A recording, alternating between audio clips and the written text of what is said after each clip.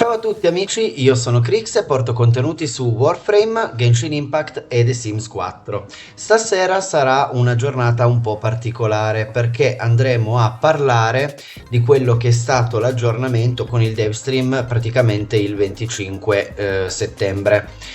Sono leggermente in ritardo, me ne rendo conto, però mi sembrava giusto parlarne con voi, perlomeno vediamo le cose più importanti di quello che sono riuscito a spulciare qua e là, perché tra l'altro io ero anche in ferie quella settimana, quindi non sono riuscito a vederlo subito, come di solito faccio tutti gli anni.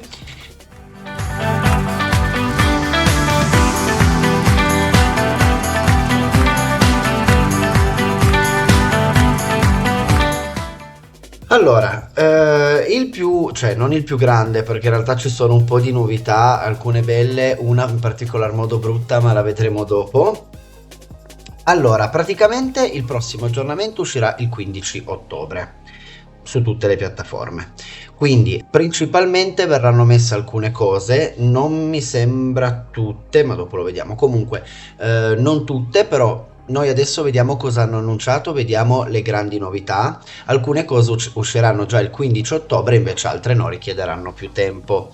Una cosa molto bella, secondo me, e appunto che porterà questo aggiornamento sarà praticamente quello che hanno chiamato The Valleys Undermined, quindi la mente profonda delle Valleys, che altro non sono che miniere profonde praticamente, da quello che ho capito, nel Orb Valleys praticamente, cioè ci saranno proprio delle taglie che saranno presenti su Venere, su Fortuna, e andranno ad aggiungere quindi questi nuovi paesaggi, e quindi ci saranno anche nuove modalità di gioco, credo. Comunque adesso non so bene come la imbastiranno nel dettaglio, però sono contento perché così riportano anche un po' di vita a una cosa che ormai per i veterani, per chi è da un po' più di tempo che gioca come me, come molti di noi, almeno hanno di nuovo la possibilità di riandare a fare un po' di fortuna. Quindi sicuramente questo è positivo. Poi un altro aggiornamento, allora io me li sono scritti anche qua nella lista in cui volevo dirveli, quindi cercherò di seguire questa lista. Ecco, sarà, cioè non è neanche un aggiornamento, è la nuova quest di teacher, quindi l'insegnante. Praticamente con questa nuova quest, che è stata pensata soprattutto per i nuovi giocatori, perché andrà a spiegare quello che sarà un po' il modding, quindi non serviranno più grossi tutorial, perché le mod, come sappiamo tutti quanti, su Warframe sono sempre state un po' un tallone d'Achille, cioè per i nuovi giocatori è sempre un po' difficile capire bene come funzionano. Ora non so come sarà fatta questa quest, vabbè, la quest penso che sia bella come quasi tutte le quest di Warframe, a me sono piaciute, però diciamo che sicuramente, cioè non sicuramente, ma non so come sarà poi questo tutorial, questo dove, cioè come spiegheranno le basi di queste mod. Io spero che le spiegheranno in modo abbastanza comprensibile per tutti, perché appunto non è mai un argomento facile, perché poi basta sbagliare anche solo qualcosina e già non si capisce niente. Però in poche parole, completando anche questa quest, vi daranno il fucile Thornback. Già l'ho letto male, lo so. Thornback, sì, però non ha CK, quindi Thornback. Vi daranno quel fucile. Una volta che, da quello che ho letto, una volta sbloccata questa, potremo poi accedere quindi alle miniere che dicevamo prima di fortuna, ecco. Quindi per sbloccarle bisognerà fare questa quest qui. Poi un'altra novità caruccia sarà il nuovo Warframe, che già mi piace molto. Ora non vi dico oggi qua l'abilità, poi sicuramente quando uscirà lo andremo a farmare magari insieme e andremo a vedere le abilità insieme, così capirò un po' anche come buildarlo io. Mi piace perché mi ricorda con questo elmo un po' Ivara, e Ivara a me piace molto, è stata una dei miei primi frame Prime, quindi allora secoli or sono, quindi mi ha ricordato un po' lei, ed è praticamente, vabbè, è il 62esimo Warframe e ha un tema un po' particolare, funghi e miceli, quindi le sue abilità viaggiano, orbitano intorno a questo argomento qua, questa cosa qua, quindi funghi miceli, sarà proprio un po', non lo so, penso che ci sarà comunque un effetto tossina, niente male. Praticamente lui utilizzerà spore che danneggeranno i nemici o, se non ho visto male, cureranno anche gli alleati. Ho visto che è un'abilità addirittura addormenta i nemici, mi pare, quindi bello, e mi piace anche molto nel design. Vi suggerisco di fare un salto sul web per andare a vedere, perché questo è solo l'anteprima, però è molto molto carino, mi piace. Speriamo che mi piacerà anche giocarlo, perché poi alcune volte vedendo un frame e poi giocandolo, un frame che sembra piacerci molto magari poi ci annoia, o viceversa, alcuni frame che sembrano un po' più poi invece ci divertono tantissimo. Però ecco, spero che anche il gameplay sarà molto molto, tra l'altro le abilità scritte qua, sarà molto divertente. Sì, come dicevamo, un fungo sparaspore, effetti virali, beh certo, ovvio.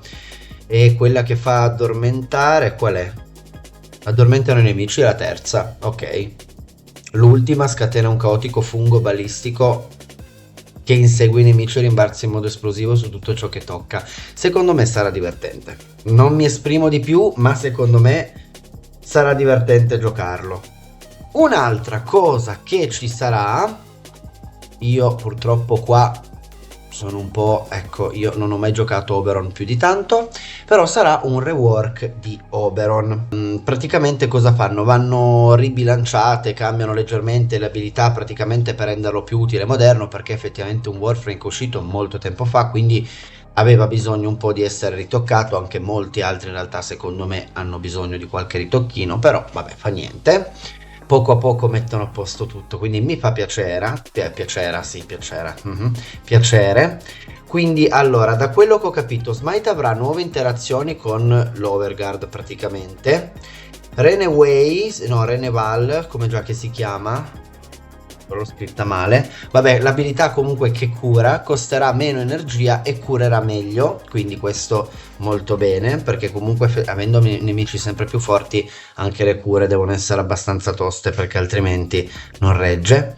E poi da quello che ho visto ci sarà praticamente una nuova passiva che lo renderà più resistente, quindi non si sa ancora, o almeno io non ho trovato da nessuna parte, non ho ancora visto da nessuna parte di quanto aumentano, quanto mettono, quindi i numeri non ce li abbiamo, però abbiamo perlomeno questa novità qua, che appunto può essere sicuramente utile per chi piace Oberon. E tra l'altro, per chi accede tra il 15 ottobre e il 21 ottobre, come c'è scritto qua, fino ovviamente alle 11:59, riceverà Oberon gratuitamente.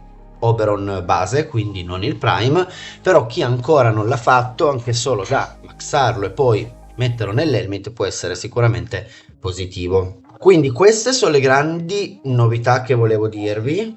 La novità più brutta che ci sarà è bruttissima, ragazzi, per me è terribile. Punto. Cambieranno il doppiatore di Ordis, non sarà più Mike Letham, ma praticamente passerà a Kevin Lim, non so chi sia, però vabbè, mi dispiace perché Ordis è una delle voci più iconiche del gioco, a parer mio, insieme a Lotus, giustamente.